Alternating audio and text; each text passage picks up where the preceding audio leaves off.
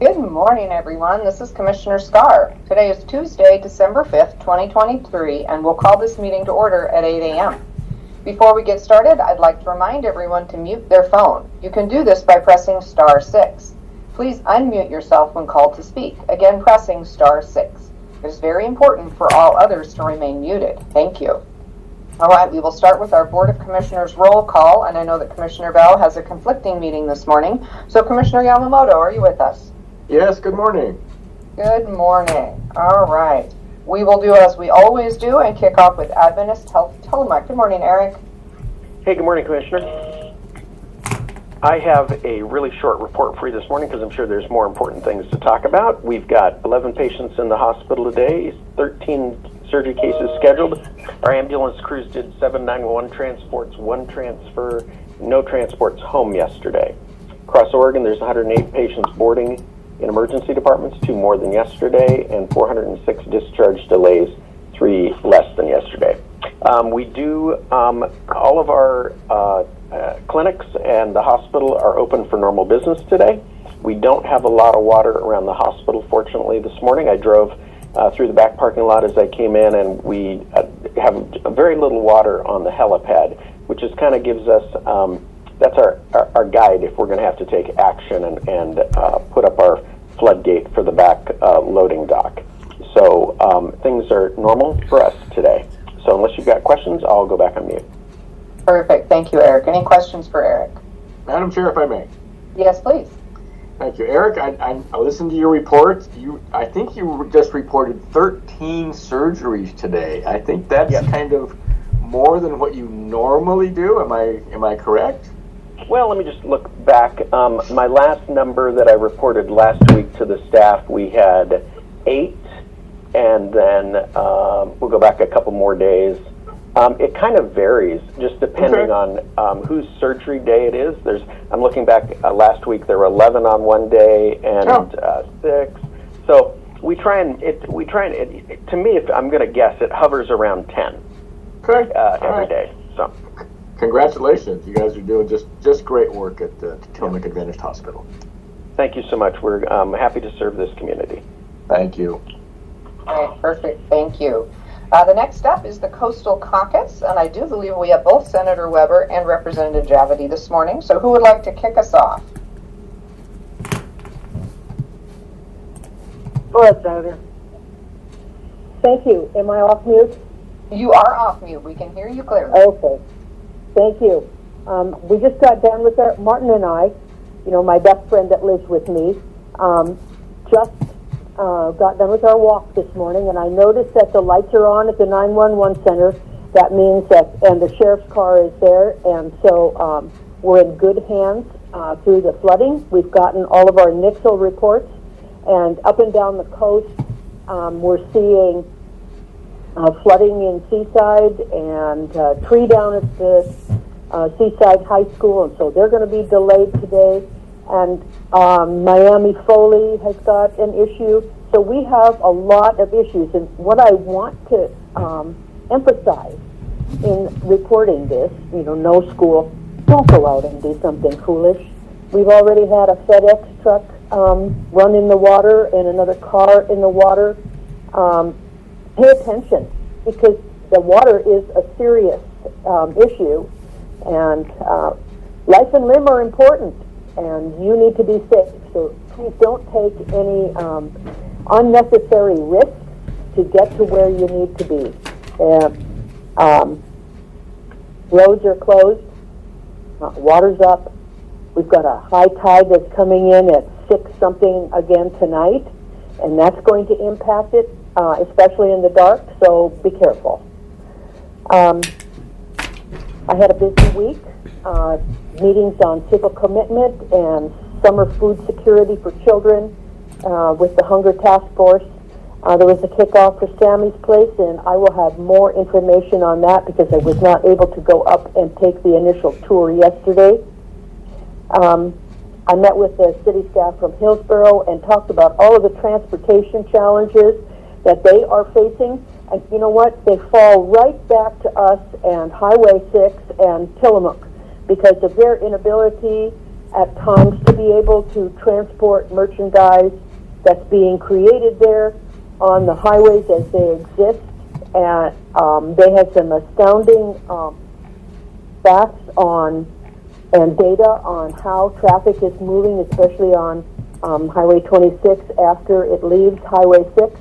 And so there's a lot of things there that we need to pay attention to, because you know that everything here comes in, goes out, Highway 6 to 26 a lot of times, and we need to make sure that that road is secure. The EDC had a board workshop, and it was, I have a hard time sometimes sitting through meetings that are several hours long, but this meeting went for about 4.5 hours, and there were so many things related to economic development and the organization that were discussed, that going forward, you're going to have a much safer and a much more aware organization. So I want to thank Terry Cooper and Commissioner Bell for all of the work they did on that. It was well attended, and there was a lot of good discussion. Also this week was the CARE event, the Sowing Impact, and they were able to raise a substantial amount of money to continue the good work that they're doing. And it was nice to be able to meet the new leader of CARE, and I'll be getting together with him in the future to talk about impacts, especially to Tillamook County. And then I had one really fun thing this week, and that was the turning on of the city Christmas lights in the square. And this morning, while we were out on our walk, it was raining and blowing, and I had spent how much time picking stuff up out of my yard, and the dog didn't want to go. But coming around the corner and seeing all of those lights at City Hall was just so impactful. And so I especially want to thank the city staff and all of the entertainers and all of the businesses that stepped up and volunteered to participate. There was Denny's, and Twins Ranch and Grocery Outlet and Dutch Brothers and Starbucks. Thank you to all of them who participated in it. And our entertainment was so good. And then we had people that had been there in the past and people that were new to the stage. And it was great. We've got another great event coming up here, the museum event on the 8th with the Christmas trees. Make sure you get into the museum to see the trees. We spent a day, I belong to a group called Tree Amigas, and we decorate a Christmas tree every year, and it was a lot of fun. So I've got a full day today of online meetings, and it's going to be nice not to have to leave home to be able to accomplish that. Additionally, we have had a lot of heartburn over whether ODOT is going to have additional money to be able to meet the budget for winter maintenance. And as you know, the governor has made sure that there's an additional $19 million that is going to go to our ODOT budget to be able to ensure that we will have winter services from ODOT. I'm sure everyone has heard how they were cutting back and we weren't going to get what we needed in order to keep our roads open. So that's good news. And the other thing I wanted to talk about is hearings yesterday on 110. There will be more hearings where the public is invited to speak in January. And if you have strong opinions on 110 and whether you think the decriminalization of drugs was a good thing, if you have opinions on that, if you think we ought to back it up and start all over again, if you think it needs to be repealed, all of your opinions are important, and there will be an opportunity, like I said, in January for you to provide testimony as to how you feel about how we should go forward with the drugs and the impact they have on society and law enforcement that currently exist. And so I will be reminding you of this because it is important, if you have an opinion, that you express it.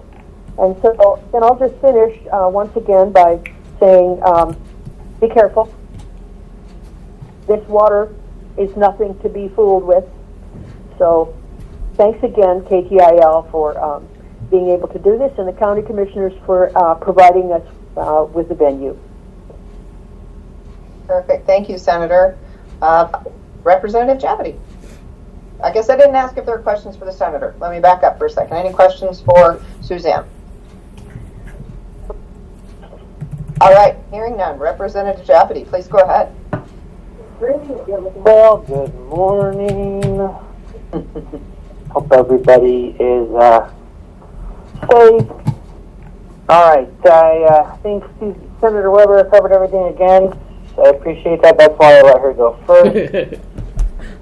A couple things to add. It's been a busy week. Continues to be, and so was last week.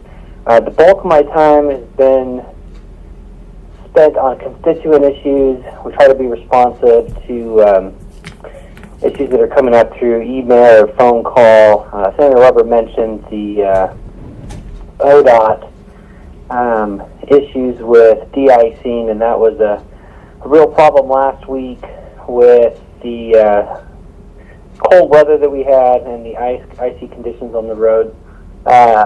We did contact ODOT and ask them to please pay attention to the roads throughout our district. They replied that they were on it, and hopefully they will be, with that $19 million, getting us the de-icing fluids we need, etc., and the manpower to take care of that in the event that we have some more icy days here coming up soon. Additionally, an update on fisheries and the seafood processing. I've had conversations with DEQ. It continues to be, unfortunately, an area where we're not getting much relief for our seafood processing companies. DEQ still is doubling down. They say they're enforcing the Federal Clean Water Act, which is true, but the seafood processors are struggling to find a way forward to meet the new stringent, well, not new stringent, but the more stringent requirements. I've been in conversations with mayors up and down the coast, especially in areas like Astoria, Warrenton. I was with the Port of Garibaldi yesterday talking about this, and we are working hard to find some solutions. Unfortunately, most of them are in the tens of millions of dollars, because that means connecting them to our wastewater treatment facilities at the city level, and some of those need upgrades as well, and we're talking, in the tens of millions. 36 million was the number that Warrenton is shooting for, and I know Tillamook has also, while they're not looking to connect to seafood processing, our wastewater treatment facilities, as you all know, and community knows, are in bad need of updates from everything from pipes to the actual treatment facility. So, and we're looking at, again, $40, $50, $60 million for this. And so we'll be working with our state counterparts and colleagues at that level to try to find that money to get it so we can get these projects done. Another issue for the Port of Garibaldi that we're working on is dredging. The port desperately needs that money to keep the Tillamook Bay in good condition, and so with the potential for the HCP to reduce their revenues, as well as they don't want to raise their base rate and their taxes on the community, so we're trying again to get some money for that. On Saturday, I was up doing something fun. I was up at the Seaside Festival of Trees, which is a big event up there. If you've never been, they auction off Christmas trees as well as other merchandise and goods with those to raise money for their foundation. It was a big success, and good to see that money go into the community to help with everything from helping people find housing and get needed health care. It also is a tour of the hospital up there in Seaside, and it's a great facility. They're working hard. They've got good people. They're facing some of the same struggles that healthcare is throughout the state, including here in Tillamook, with a lack of providers, new regulations, and continually changing regulations coming from the state, which make it harder to do business and to, but more importantly, to see patients when that need is the greatest. So, as a member of the healthcare committee, I know we're talking more about that in the upcoming short session, and hopefully we'll find some solutions to help. But right now, the mood in Salem is to continue to make more regulations to make it more difficult for hospitals really to operate with the patient-first mentality. So, and the last two issues. One is another fun thing. Went to that Tillamook Working Lands open house last night. It was good to see stakeholders and members of the community there to support the event. It was a great opportunity to network and talk with others about the issues, and just thank Chamber of Commerce for hosting that, and Justin did a great job. And it's good seeing you there, Commissioner Scar, as well as Commissioner Yamamoto, and then also Commissioner Olson. And then lastly, issue I don't want to forget, it's been a hot topic. My inbox has been blowing up, and that's recreational immunity. And I know Commissioner Scar, you and I have talked about this. Recreational immunity for the community is basically the idea that if someone gets hurt trying to access public lands like the beaches or hiking or etc., and they are injured, it leaves the cities and counties exposed to liabilities that can be quite costly. And as a result, because of that potential liability, communities and governments are closing access to certain beaches, to certain areas where we feel like there might be a hazard. And so we're looking to restore and fix that in the upcoming session. Unfortunately, we can't do anything until then.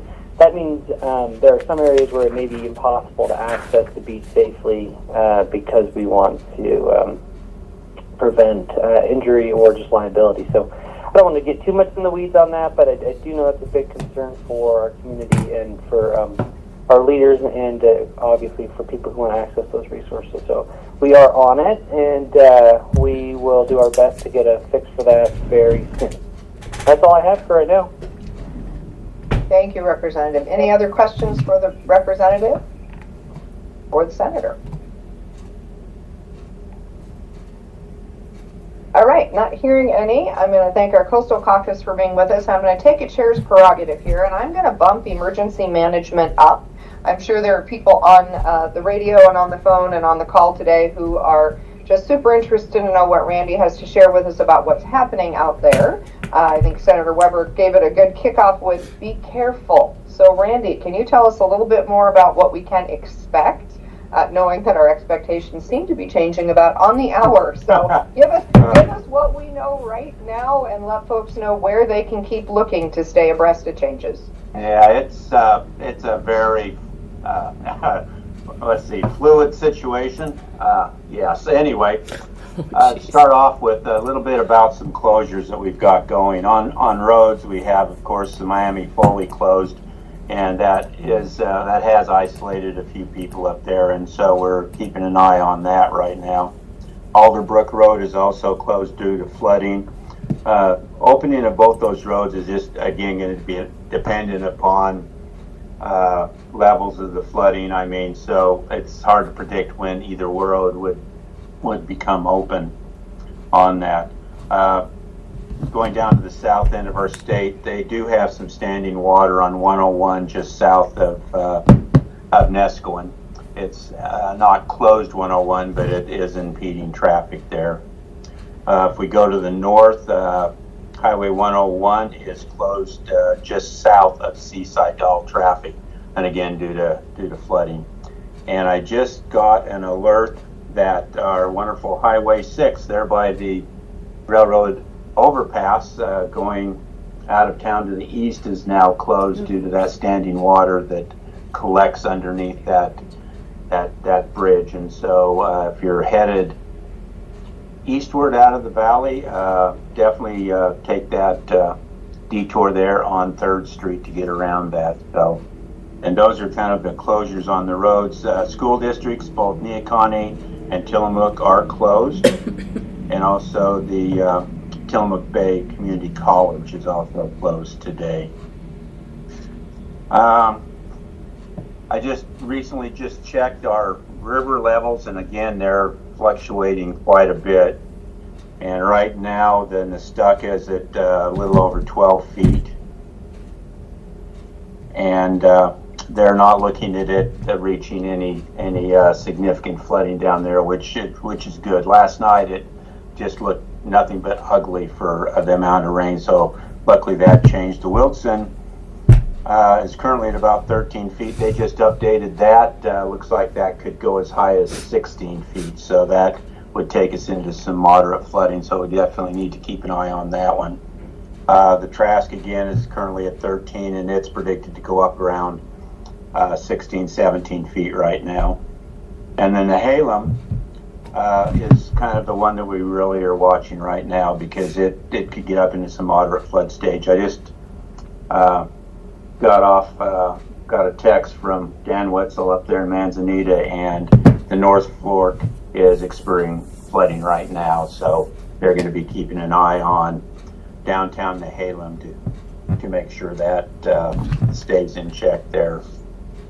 I made a phone call to the National Weather Service first thing this morning about 6 o'clock to try to get some updated weather information and some river level predictions. So I had a little something more for this meeting, and I was told then that we're looking at the rain finally tapering off around noon today, but also looking at another 1 to 2 inches of possible rain this morning. Then afternoon, we're looking at that rain tapering down to about a ½ inch in the afternoon, and predicting the cresting of all our rivers here in the county to occur sometime between noon today and about 4 o'clock, and then it's just going to fall off dramatically. And so it's a very quick rise, and also it's going to be a very quick unrise, well, decrease in our rivers. But the biggest thing is that we need to make sure we monitor those. If you have access to internet, you just go to it's called water.weather.gov, and that'll give you your river gauges along here that you can track yourself and see that they do change quite frequently on our levels on that. There has been some vehicle rescues out of water for those who decided to try to go through standing water, which is probably not a good idea. So we need to be careful when we're driving out there. I know that Tillamook Fire has got their water rescue team on duty right now, because they probably realize there's going to be some other people that decide to try to drive through the standing water. So be extremely careful there. I talked with Chief Hesse in Rockaway Beach, and they do have some major flooding going on there. Again, it's just from all the surface rainwater that we've gotten up there, and he told me that they're thinking about opening their warming center there at the city offices for those people who need to get out of their flooded homes and get away to an area where they can recharge. So, but we've also opened up the EOC down at the 911 center. It's a very small activation. We have some representatives down there to assist with the 911 calls that are coming in, and also to help coordinate with all the different fire departments that we have out there. They're working, and also with the county road people. So anyway, the word today is don't leave if you don't have to, and if you are out and about, just be extremely careful moving around with what you're doing out there. So that's about all I've got. And I'm going into another weather briefing at 10 o'clock, and so I will be sending out any updates on our Facebook page, and if I need to, I'll be sending out alerts if we need to, if there's something major that we need to alert the county about on that. So I've also invited all the fire chiefs to that meeting with the National Weather Service too, so they can get an idea of the latest and greatest that we have. We're having those meetings through the whole weekend, and they were very, very helpful to help us keep on top of what we're doing. And because prediction is just that, it's prediction, and it does change quite frequently. So again, just be careful out there, and hopefully this rain will let up here in a few hours. And that's what I have today, Commissioner. Thank you, Randy. Are there questions for Randy? So, Randy, are you also sending updates to KTIL? I see that we actually have them logged in as a guest this morning, so that if someone is not on Facebook, not on the internet, they have a place to hear what's happening? No, I have not done that, and that is a good suggestion. I will get some information sent to them with our updates of what we have on that. Perfect. I think they've always been such a great partner to us during storm events, and I think making sure they have that information, I'm sure that is, as much as they're able, they'll be sure to get that out as well. So if you're listening to us on the radio today, I'm taking the liberty of suggesting that you will be able to hear updates on the radio. Okay, any other questions for Randy? All right, not hearing any. Thank you so much for that, and I'll just echo everything Randy has said about if you don't have to go out today, please don't. Our emergency responders don't need additional emergencies to respond to, and we are certainly all hopeful this will abate by midday, other than the river levels, which of course lag that. So keep your eyes on the water. All right, we will move on to our regularly scheduled lineup and jump to the Tillamook County Community Health Center with Ed Colson. And good morning, Commissioners. Good morning, Tillamook County. Thank you for that report there, Randy. December 3rd through the 9th is National Hand Washing Awareness Week. Regular hand washing is one of the best ways to remove germs, avoid getting sick, and to prevent the spread of germs. This December, especially as more people may be out shopping, gathering, and sharing meals, keeping your hands clean is one of the best ways to protect your friends and family from getting sick. It's especially important to wash your hands for at least 20 seconds with soap and water at key times when you are likely to get and spread germs, such as after using the bathroom, before and after preparing food or eating, and after coughing, sneezing, or blowing your nose. To learn more about hand washing and join in on the campaign, please visit cdc.gov/hand washing. If you are ill with COVID-19 and are seeking treatment, the telehealth service for receiving free COVID-19 antiviral medication will be available through December 15th. In partnership with OHA, the Color Health Service offers online or telephone support to get oral antiviral medication for the treatment of COVID-19, regardless of insurance status and at no cost. The service provides medication to eligible people ages 12 and older within 24 to 48 hours. Parental or adult caregiver consent is required for patients under age 18. COVID-19 antiviral medication must be taken within 5 days of symptom onset. It is not necessary to test positive for COVID-19 to be eligible. So for more information on the Color Health Service for COVID-19 treatment, please call 833-273-6330. Now, the winter months can bring on a lot of mental health challenges, including stress, grief, seasonal affective disorder or seasonal depression, and financial struggles. Our behavioral health clinician, Danelle Boggs, joins KTIL host Lisa on Tillamook Today on KTIL to share tips for coping this winter with difficult feelings, setting boundaries, planning ahead, and seeking professional support. So tune in to listen to at 9:30 on KTIL 95.9 tomorrow. If you or someone you know would like to speak with a trained professional to help navigate difficult emotions or situations, please know that help is available 24/7. Please call or text the National Suicide Prevention Hotline at 988.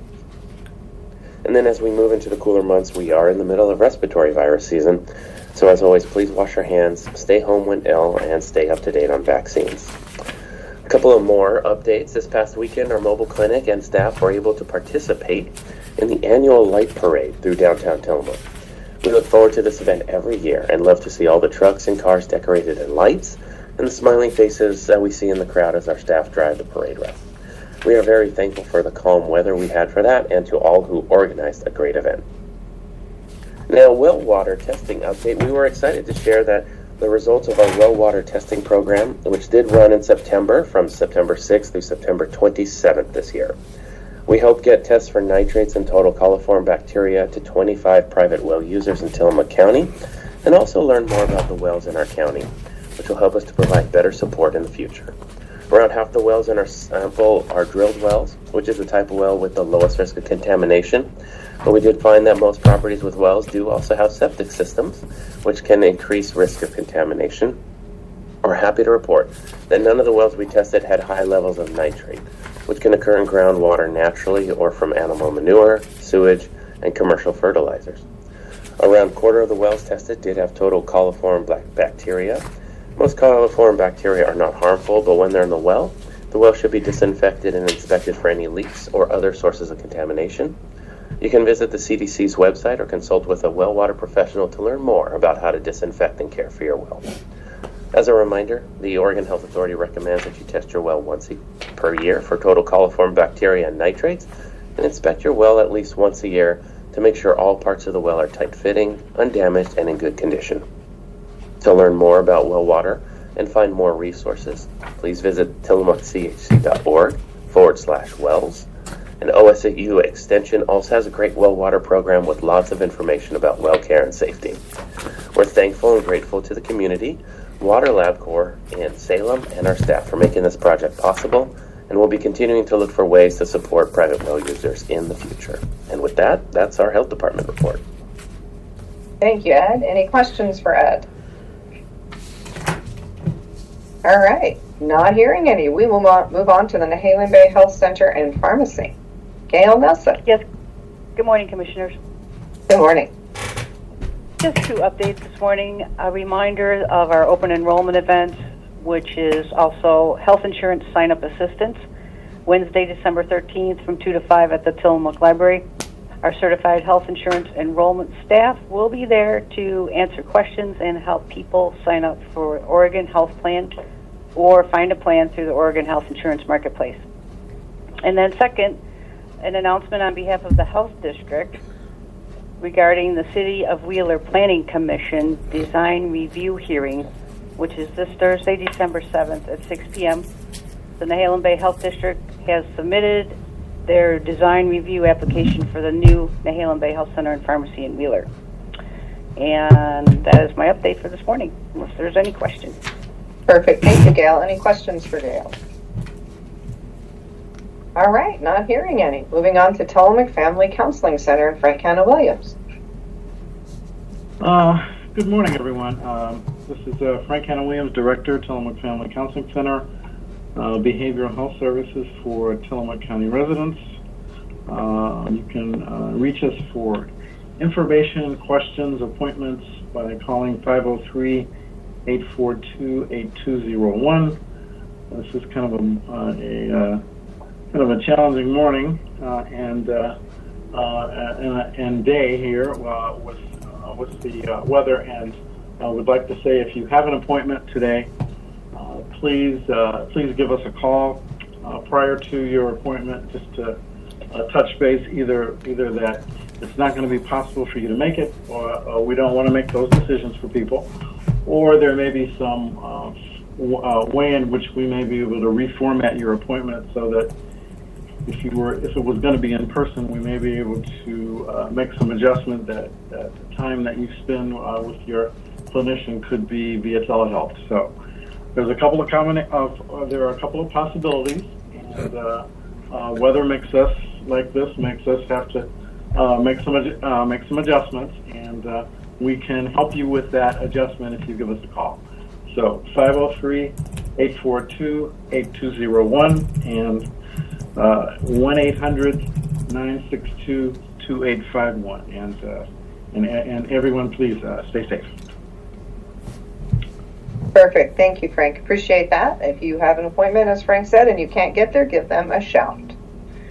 Okay, moving on to the sheriff's office. I don't see the sheriff there for obvious reasons. I imagine they are out there keeping people safe, but is there anyone from the sheriff's department here?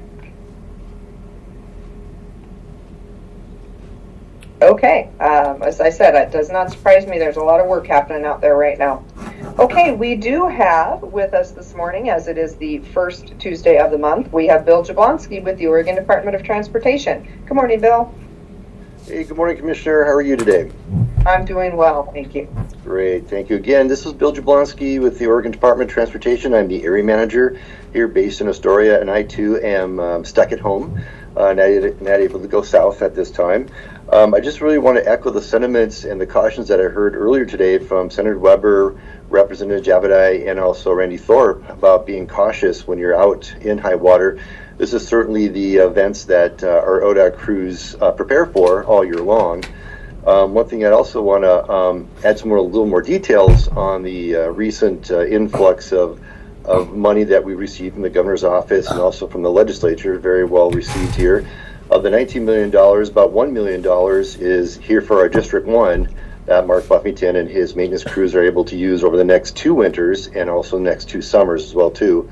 We're really happy that the overtime has been lifted, so our crews in Tillamook County or the Tillamook area can actually service the low volume highways, which were subject to no overtime on. So we're really happy to see the level of service on those routes be able to go back to the conditions that they're used to. We're also seeing that the influx of money included the fog line striping on those low volume highways as well too throughout our district. So starting for next spring and summer, we'll be able to use that money to return those fog lines, which are pretty critical for people on gauging their navigation through their highways to see that have to come back. One thing I will report out is the funds that were given to ODOT on a temporary basis for this next 2 years does not include hiring additional staff. So we still have the crew members that we have. We're fortunate that the Tillamook maintenance crew is whole and they have no vacancies there. However, the Manning crew on the other side of the hill on Oregon 6 is short a few people. So to keep our coverage with and safety measures for Oregon 6, some of the Tillamook crew will have to venture over across into Washington County and help support the Manning crew that's over on that side as well too, to keep our safety coverage on Oregon 6 through the winter. So that's one setback that we did not receive funding for, but we'll make do with the resources that we have and move people around as we need to. Now that I've kind of updated you on the recent funding, which we're very, very happy to receive to help us out for the next 2 winters, I want to get back to the reason why I come on board every month is to talk about the safety fixes and projects that we have in our area in Tillamook County, and mainly the focus on Oregon 6. Just to refresh everyone's memory, we still have 5 active projects under design on Oregon 6 that we're currently working on. We're also, next summer, we're going to see the region-wide rumble strips project. So on highways like 131 and Oregon 22, we're going to see the installation of centerline and edge rumble strips as part of our All Roads Transportation Safety Program, or ARTS in other words.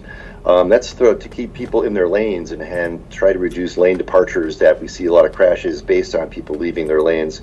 So hopefully those countermeasures that we put in are able to countermeasure those actions of people leaving their lanes. I also want to bring up that the feds have opened up the grant opportunities for the RAISE grant. That's one that Oregon has been successful in the past. It's one that here in the Northwest area, I know that our Northwest Act's high priority is safety throughout our system here in the Northwest area. And specifically, they have mentioned 6 and 30, and of course we can put 26 on that as well too.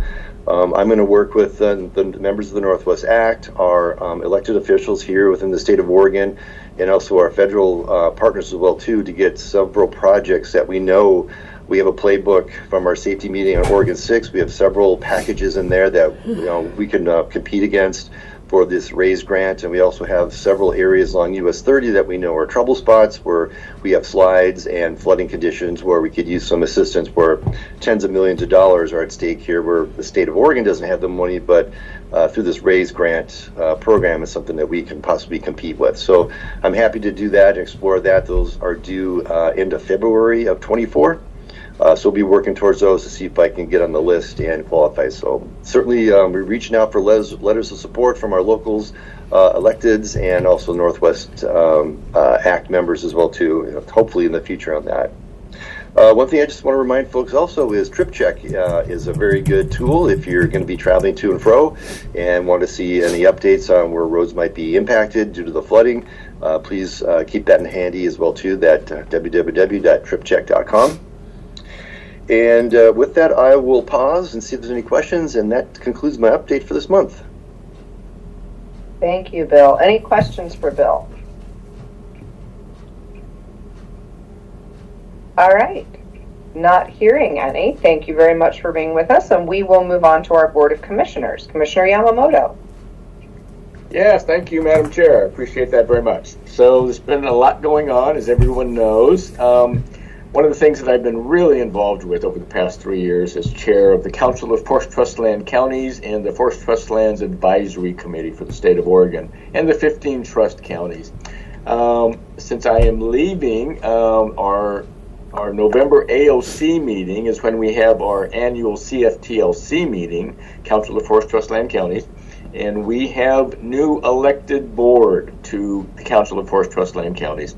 So I'm very pleased to report that Coos County Commissioner John Sweet, who has been vice chair of the Council of Forest Trust Land Counties for quite a few years, he is now chair of the Council of Forest Trust Land Counties. He's going to bring a lot of stability and a lot of history that he has been through with the Department of Forestry to the Council of Forest Trust Land Counties. But even more exciting is our very own Commissioner Erin Scarr has been elected as vice chair of the Council of Forest Trust Land Counties. And she is going to do just a terrific job. Things are going to be difficult. There's no doubt about that moving forward.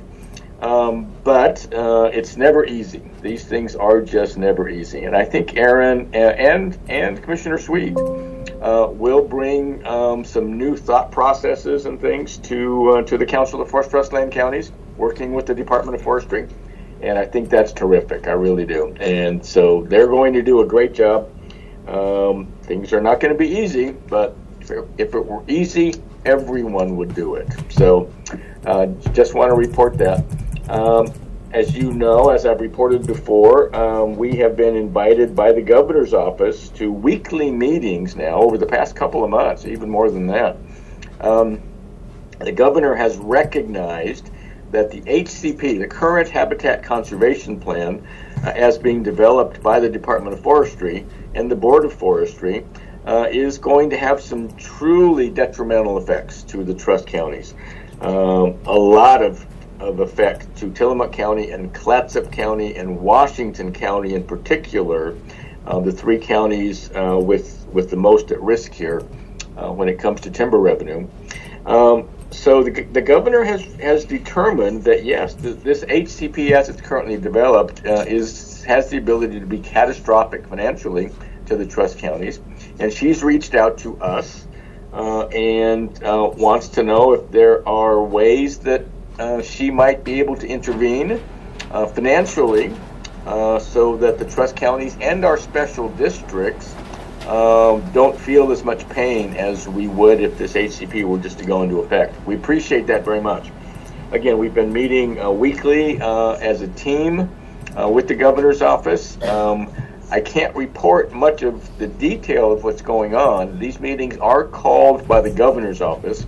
What we call our small table group has been invited to sit down with the governor's office and have these conversations. But we are making some progress. We've got just a few meetings left, and everyone is hopeful that we might be able to find a path forward. This is going to have to include the legislature, since the governor doesn't really have access to money. The money is determined by the legislature. So I just wanted to report that things are moving in the right direction. I can't be assured that we're going to find a way forward that's going to please everyone. Well, it won't please everyone, period, no matter what we do. But we're hoping to find a path forward that is going to be hopefully good for a majority of the trust counties and the legislators. That remains to be seen. One other thing, and Representative Javity mentioned this, he was also at the Tillamook Working Lands and Waters Holiday Happy Hour. That was last evening at the Tillamook Chamber's office, and again, Justin Oftermeyer, we appreciate very much you hosting that event for Tillamook Working Lands and Waters. It was a great event. Tillamook Working Lands and Waters, I was involved in the very first formational meeting. This was over 7 years ago, before I was commissioner. I was reminded last night that I was running to be commissioner at that point, but was not commissioner.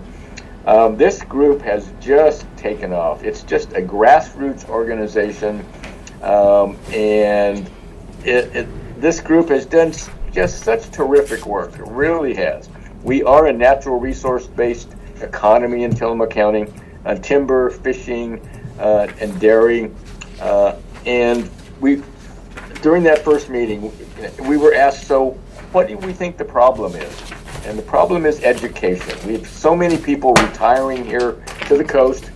They don't understand, and they're from all over Oregon, all over the United States. People come from outside of the United States for some very good reasons. They don't truly understand modern timber practices, modern dairy practices, modern fisheries practices. So to us, this was all about education. And I'll be very honest with you. This group has just taken the bull by the horns. They've done terrific work. Commissioner Scar is going to be my replacement as the commissioner representative to Tillamook Working Lands and Waters. She's going to do a terrific job moving forward.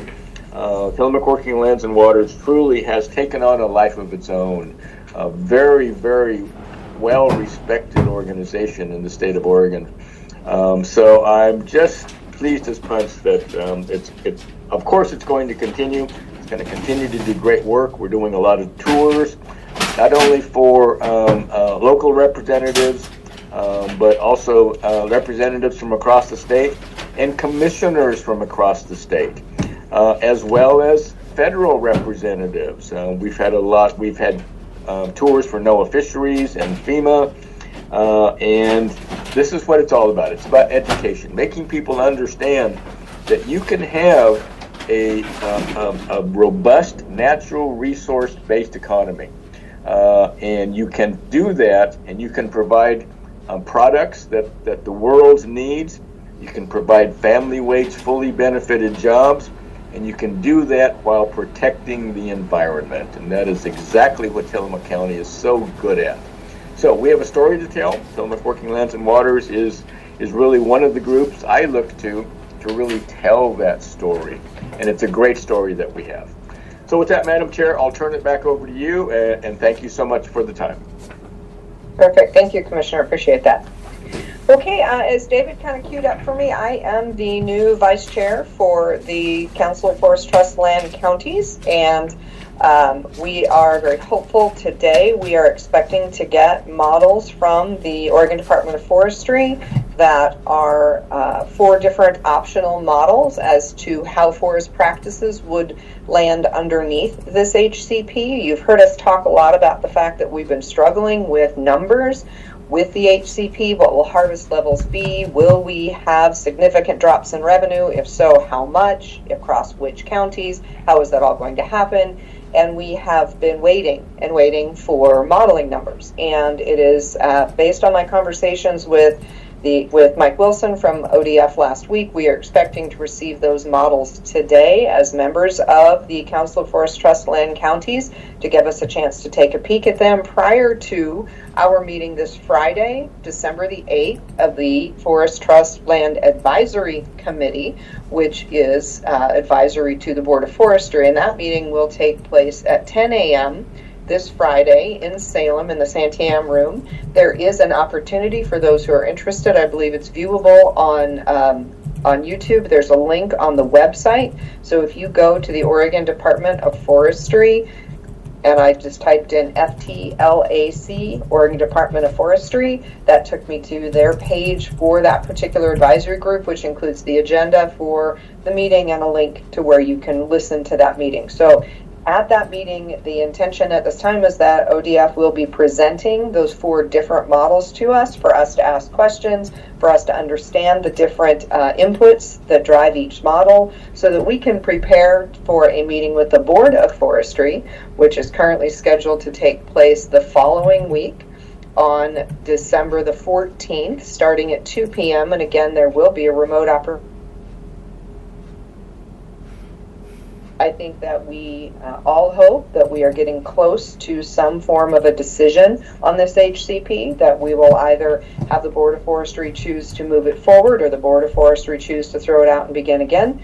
But we certainly hope and feel that these numbers will push us closer to a decision, well, not us, but the Board of Forestry closer to a decision, so that we can really understand the future.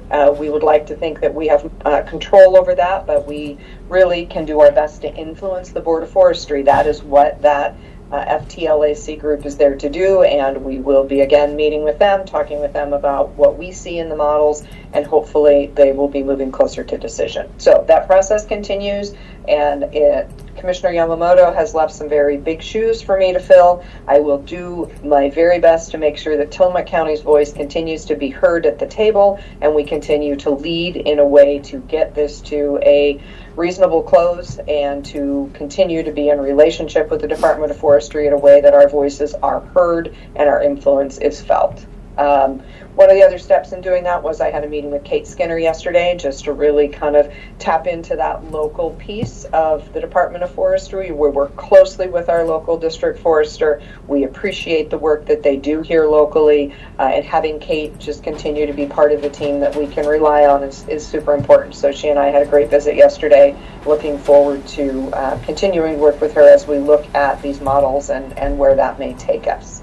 Other big things on my week have just been boards of directors that I sit on. I sit on the board for Northwest Senior and Disability Services, as I have talked about before. We met this week, as well as I sit on the board for the Columbia Pacific CCO, which is the local health insurance provider for those on Medicaid. We met this week as well. So lots of meetings to attend, as well as some constituent meetings. I appreciate so much when constituents reach out to me with questions and concerns. Had the opportunity to visit with a number of people this week and just appreciate hearing your concerns. I wish I could solve every problem, but I will do my best. I will always listen and provide the information that I can, and just look forward to trying to help you work through questions and concerns you have around county government issues.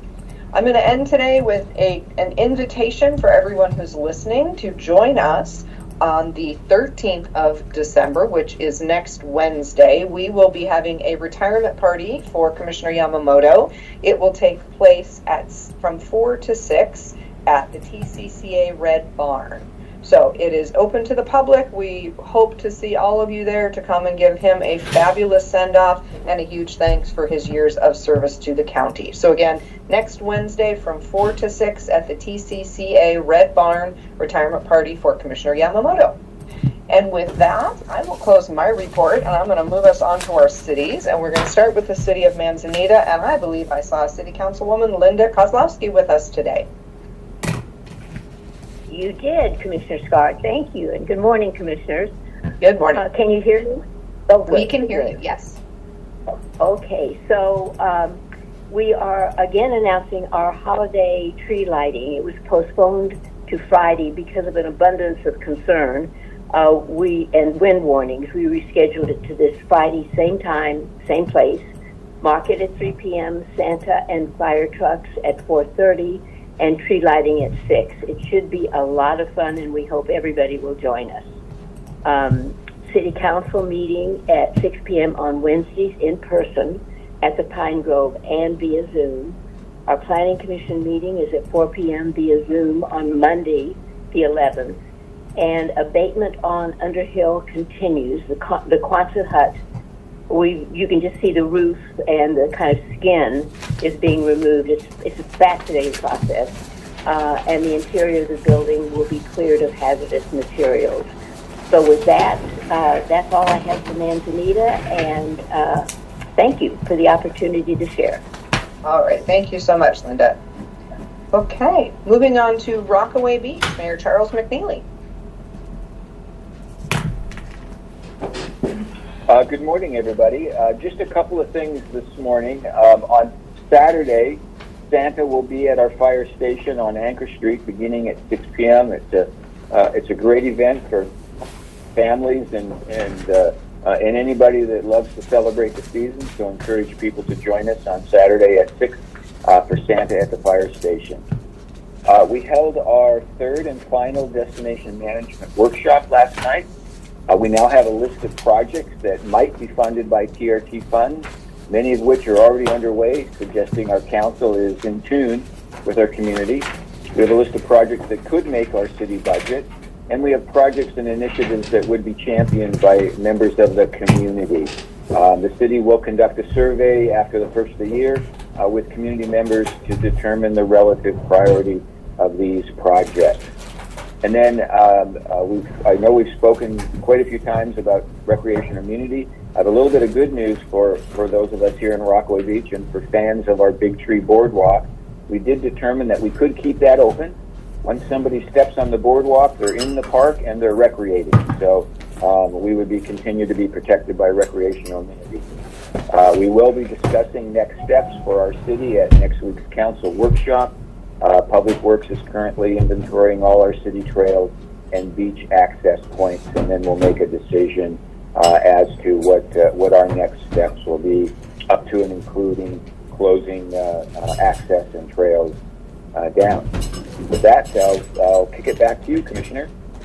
Perfect. Thank you so much. And I'm pleased to hear that the tree will be open. I think this recreational immunity is very, very troubling. I'm pleased that the legislature will take it up, but it really has us having to go through, as Mayor McNeely just suggested, every trail that we have to determine if it is in and of itself a recreational facility or if it leads to one, because that is the crux of this argument that the court has set up for us. So I look forward to our legislature finding a fix for us so that we do not have to close down access points. So thank you for that. Okay, you betcha. So I do not see Interim Mayor Katie Finling from Garibaldi, but I'm going to pause in case someone else is with us today. Okay. Not hearing one, we will move on to Bay City, and I do not see Mayor Kathleen Baker, but I do see City Manager David McCall. Yes, good morning. So I would just like to remind people we will be having our porch parade on December 16th. That is a Saturday. The cars which participate in that will begin lining up at 5 o'clock in front of the tennis courts on 4th Street, and the porch parade will begin at 6 o'clock, going all throughout the town, looking at the different decorated houses, and then returning to the fire hall where we will welcome people with hot chocolate and tea and other Christmas goodies. If you would like to enter your house for judging, the forms for that are available at City Hall, and you need to submit your form before December 14th. That's all I have today. Thank you. Thank you very much. Okay, moving on to the City of Tillamook. City Manager Nathan George. Good morning, Commissioner. Good morning. Good morning. Thank you very much. Yes, I wanted to provide several things. Last night at our council meeting, we had 5 parking spaces were approved to be removed from the south side of First Street between Ivy Avenue and Still Avenue. This is due to the issue several of the councils had brought up in the past, having people crossing the street at an illegal spot, not using the crosswalk to cross from the city parking lot over to the hardware store there.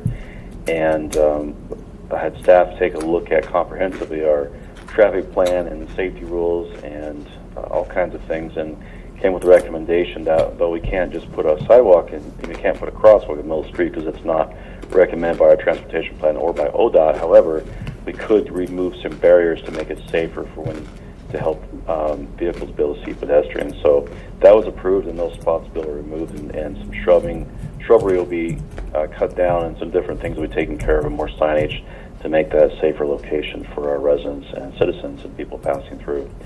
Also held the first reading on an ordinance amending parts of the sewer regulations regarding a time frame. So this is nothing different other than revising a different part of our code to match what was approved by the council back in November, which is rather than 60 days to fix lateral lines, residents now have 180 days to clean and test, and then an additional 180 days to fix. And then they can also appeal for a hardship, and if that's approved, they can have up to an additional 180 days. So that was already approved and put in place in November. However, this part, the ordinance before the council now, is just simply amending a different part of our code to make sure that matches. So once again, I want to thank the City Council, who originally from the 1970s, it's been 60 days to fix your lateral lines, to clean, inspect, and fix. And now you have you have a year, and you have potentially more if you have a hardship. So appreciate that very much. Also, we had a lot of residents and citizens that came to the meeting and spoke in public comment. It was really great to see how many people really want to get involved in local government. That was wonderful.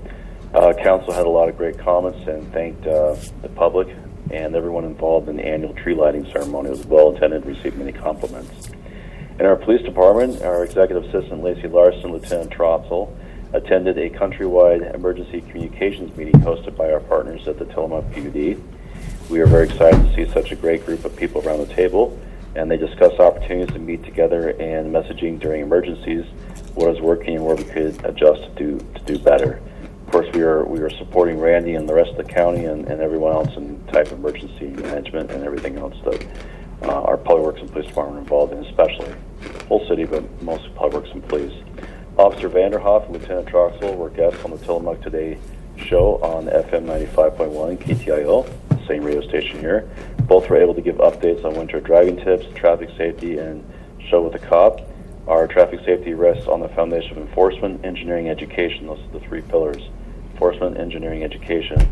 Without those three, we wouldn't have a successful program. It should be noted that initial numbers in traffic crash data shows a drop in overall traffic crashes since we initially began focusing on traffic safety. So it's been great. We've had a great drop in traffic crashes, making things a lot safer. Officers have completed training, monthly training. Sergeant Harrell, our training manager, is busy ensuring that that all the police department receive the professional development they need to maintain their police certification. And Lieutenant Troxel attended a meeting with a nonprofit called Ant Farm, which is a youth homeless services. Ant Farm Youth Services, that's the name of it. Ant Farm is a nonprofit organization that focuses on youth who are homeless. This is an area that is lacking in Tillamook.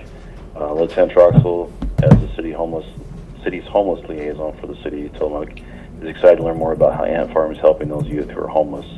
And our executive assistant Larson, Lieutenant Troxel, attended a meeting in regards to the records management system and who we could utilize the property and evidence tracking portion of the system to improve our systems and processes. So trying to make things more efficient and effective. Saturday, December 2nd, several different law enforcement agencies were with the Tillamook High School helping with a youth wrestling tournament benefiting the Oregon chapter of the Concerns of Police Survivors. There were 269 wrestlers and a total of $4,000 donated to this organization, to the Oregon Cops. This is the largest single fundraising event for Oregon Cops. This wrestling tournament is called Battle for the Badge. Officers are in uniform during the tournament, helping in various ways. Officers making connections with the wrestlers is priceless. So thank you everyone who participated. The Public Works Department would like to express its gratitude to those who joined the 21st annual Christmas tree lighting ceremony and the holiday light parade this past Saturday. And I'd just like to read the report here from Public Works because I really think it was really good. This year was highly successful due to our fantastic community. We want to thank Grocery Outlet for donating all the hot dogs and the hot dog buns, Starbucks and Dutch Brothers for donating all the hot chocolate, Denny's for donating all the prizes of the children, Twin Ranch LLC for donating their time and equipment to serve food and beverage, Ray Hopfer for photos of Santa, Living Water Fellowship for their volunteers throughout the event, the City of Tillamook's Public Works Department for their help setting up and taking down equipment, as well as assembling all the Christmas lights, equipment, and the Tillamook People's Utility District employees are helping decorate the tree with the use of their bucket trucks. I also want to thank the Tillamook County Transportation District who allowed us to use their tree on their property, as the city no longer owns that building. It was sold to their organization a few years ago. Tillamook Fire District, thank them also for the use of the fire truck to deliver Santa. And the City of Tillamook's Holiday Committee included Doug Henson, Senator Suzanne Weber, Jamie Christensen, Megan Chensley, Lisa Greiner, and Kyle Fetzer for putting all their hard work in this, and the hard work they did in coordinating and putting on the event.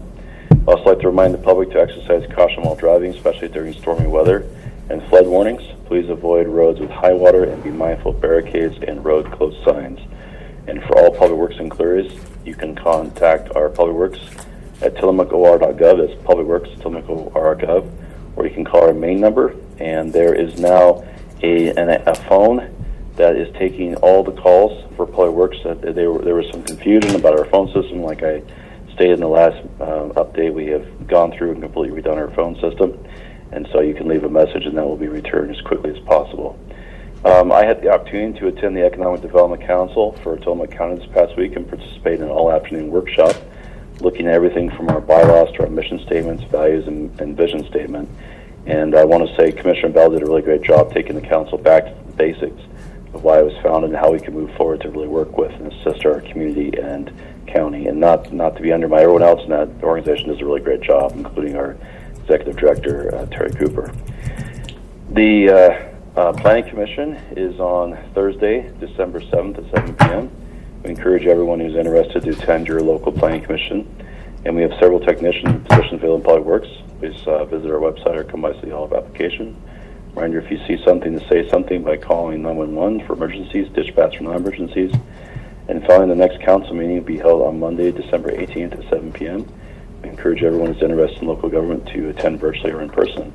That's all I have, Commissioner. Thank you so much. Thank you, Nathan. Okay, moving on to South County, Doug Olson. Good morning, Commissioner. Not such a nice day in Civic City today, just like the rest of Tillamook County. Two things. We have tonight our annual awards banquet, and it's almost sold out. I think there's 4 seats left. If someone wanted to show up at the door and have a wonderful meal, hear from Senator Betsy Johnson, and see the awards given out and so on, we could get you in. Just come to the door at 6 o'clock at the Kiawanda Community Center. Second thing, I'll switch over and put my PUD hat on and just echo what others have said. This time of year, when the wind picks up and heavy rains, there are a number of power outages. I think there's been at least maybe a half a dozen in the last few days. And the message is, be prepared for that, of course, but also call it in if you can or send a text. But I want to assure our listeners that PUD has a very sophisticated outage control map. It's a great big giant collection of screens on the wall that shows the entire system, and almost immediately they can see where there's an outage and how big it is and who's affected and so on, dispatch crews. So it's way better than it was even 10 or 12 or 15 years ago. So the crews do know. There's several crews that are out 24/7. So if you have an outage, even if you can't call it in or let people know, there's a high likelihood PUD knows exactly where it is and what caused it. They'll be on it, and power should be restored within 2 to 3, maybe 4 hours.